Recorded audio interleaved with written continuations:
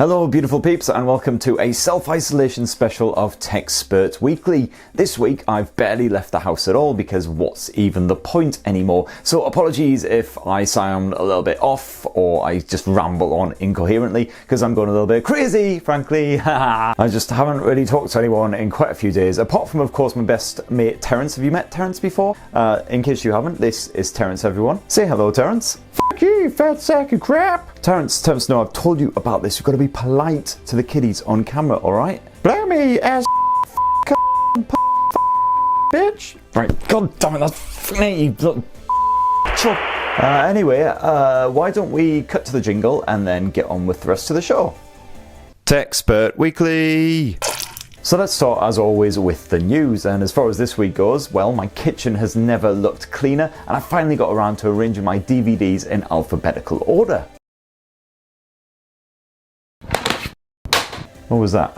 In actual tech news though, HMD Global pressed on with its grand Nokia smartphone launch yesterday, and what we saw launched was the fresh new Nokia 8.3 phone, or Nokia 8.3 5G to give it its proper name, becoming this summer for €599. Sports a 6.81 inch pure display panel, absolutely freaking massive, always on HDR, powered by the Qualcomm Snapdragon 765G chipset, and that 5G support covers a huge number of bands for proper global coverage. Good news for proper travelers. Slapped down the back you get some clever Zeiss optics as well, with a 64 megapixel main sensor backed by an ultra wide angle lens with a large pixel sensor for great low light photo smarts allegedly, and HDR 4K video capture, and you also get a macro lens and a depth sensor too. Following that up was the Nokia 5.3, which I have nicknamed the Viagra phone because the tagline is stay in the game for longer. This will be arriving in April for €189, and it sports a very sleek design, pure Android 10 of course, a 6.55 inch HD Plus display, Snapdragon 665 Smart, a 4000 mAh battery, and once again a quad lens rear camera. And then rounding off the lot was the Nokia 1.3, really budget friendly smartphone, just €95. That'll be available in April. It's a 5.71 incher powered by the Qualcomm Snapdragon 215, offering a day plus of battery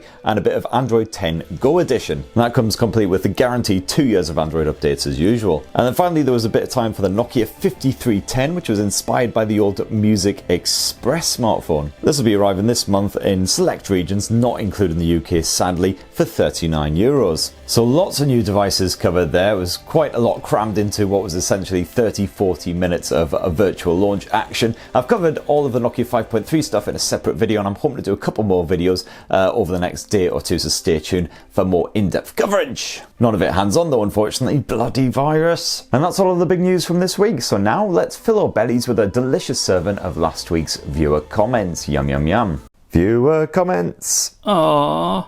So first up is Blackwind. Blackwind. Sounds like you've had a dodgy vindaloo there, mate. And Blackwind says, hey Chris, will you be reviewing the new Realme 6 anytime soon? I may in fact be in possession of a phone with that precise moniker, and also another handset with a very similar handle but with Pro at the end. Unfortunately, I am embargoed up the wazoo because the phones haven't actually launched here in the UK, even though they have launched elsewhere in the globe. So yeah, so I can't say anything about it right now, but stay tuned for potentially the arse end of March. You might see some content start to spill out here on Good Old Tech Spurt. And in case that wasn't clear enough, next up, Megan says, love watching your videos, Chris. I'm from the UK too. What are some of the best phones that have a dual hole punch display? Well, hello, fellow Brits. It's quite rare and quite refreshing actually to have somebody who actually enjoys that dual pinhole design. Normally it's about as popular as a fox at a chicken parade. The obvious ones that leap to mind are of course the S10, the S10 Plus, which was some of the originals from last year which sported that design. I've got some upcoming phones like the Poco X2 and the Reno 3 Pro, I believe they are, which haven't actually made it to the UK yet but do sport that design, so stay tuned. Hopefully I'll be able to get my hands on those. And I may actually be reviewing and testing a phone right now which I can't particularly talk about, which I already have sort of briefly hinted at quite heavily at the previous question, which may also sport a dual pinhole design. So again, stay tuned. Next up, Michael says, yeah, James Bond rocking with Nokia instead of Sony. That's right, there was Sony for Casino Royale. I believe he had the Xperias and the Vio laptops. But Chris, if you were Q, what would you get Bond to rock with? But if we're talking phones here, I tested out a really rugged smartphone recently called the Doogie S68 Pro, I believe it was. And this thing was tougher than a beef-eater black pudding. Basically, you could throw it at someone's face and probably knock them into a coma for ever. Really good battery life as well. It would easily last a couple of days between charges. I think I had like a 6,800 milliamp battery. So if Mr. Bond finds himself captured behind enemy lines, stuck away in a little camp in Siberia somewhere, he could get a bit of PUBG mobile action on the go and not have to worry about running out of juice before bedtime. And before I forget as well, also the Nokia 800 Tough, which even my 4-year-old daughter could not destroy with all of her talents, and believe me, she's very good at breaking shit. Next up, G-Cot says, not good for the environment. And it's kind of a face slappy thing. Ow, it's a bit harder than necessary.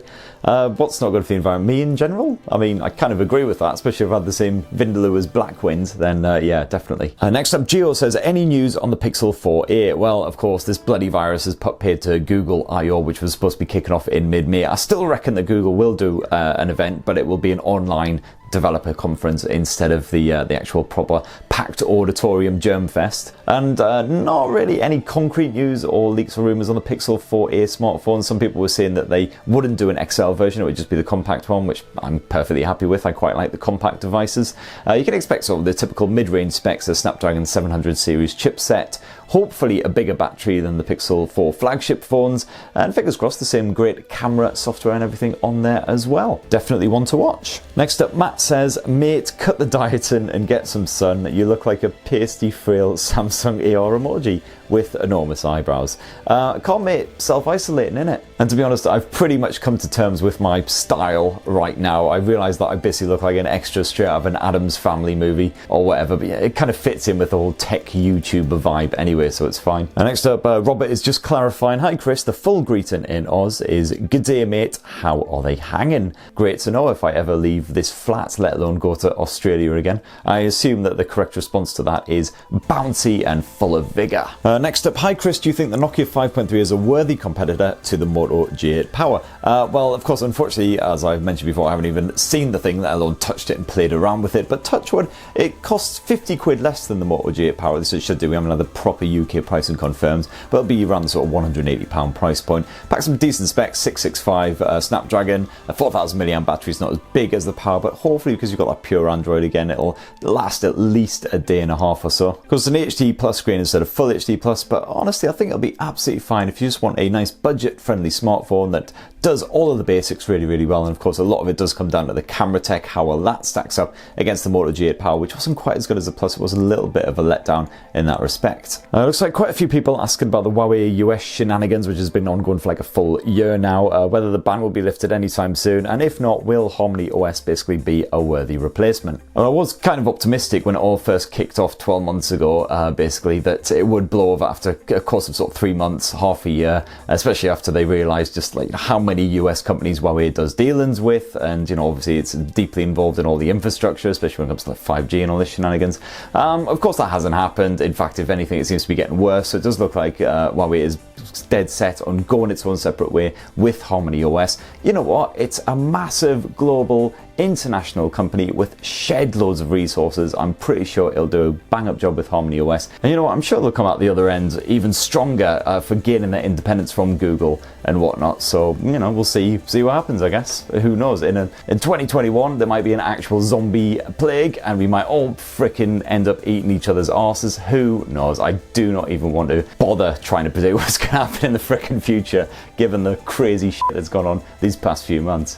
Chris on his deathbed, cheery, surrounded by his loved ones and smartphones. It's time to pull the plug from his booze support. The doctor asked Chris for his last words. Chris spoke. Oh fuck, I forgot to update the jingle for Tech Spurt Weekly. I love the idea that even when I'm dying, I'm still surrounded by tech, still on the job. And I will update the jingle. I will update the jingle. If I say it enough times, it'll just happen, right? I will update the jingle. Slightly eerie, this one. Come on, Chris, you know you need this intro and a web link. Okay, well, it. Let's see what Festival of Delights awaits. Hello there, you lovely mother hubbards. This is Chris from Tech Spurt, and welcome to another Tech Spurt Weekly. Spurt Weekly.